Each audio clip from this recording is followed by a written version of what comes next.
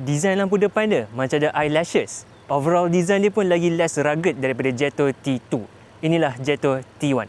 Tapi jangan ingat nama dia T1 dia lagi kecil dari T2. Sebenarnya saiz dia lebih kurang sahaja. Ada dua variant 1.5 litre TGDI 2-wheel drive, harganya RM130,000 Malaysia, dan variant high spec 2 litre TGDI XWD, harganya RM147,000 Malaysia. Design luaran dia masih lagi nampak gah walaupun less rugged. Lampu depan jenis automatic LED dengan Storm Eye design yang macam eyelashes ni. Rim dia pula bersaiz 18 inci dipanggil Apex design oleh Jetto, dilengkapi dengan tayar jenama GT Comfort F50 bersaiz 235/65R18. Untuk varian 2 litre XWD, rim bersaiz 19 inci dipanggil Petal design, dilengkapi dengan tayar GT Control P10 bersaiz 235/60R19. Ada side step di bawah dan roof rail di atas. Pada bahagian belakang pula design dia kemas, lampu belakang jenis LED dia pun design sama seperti lampu hadapan tadi. Untuk varian 1.5 litre, ia dilengkapi dengan enjin 1.5 turbo yang menjana 170 PS dan 270 Nm torque. Manakala varian 2 litre pula dilengkapi dengan enjin 2.0 litre turbo yang menjana 245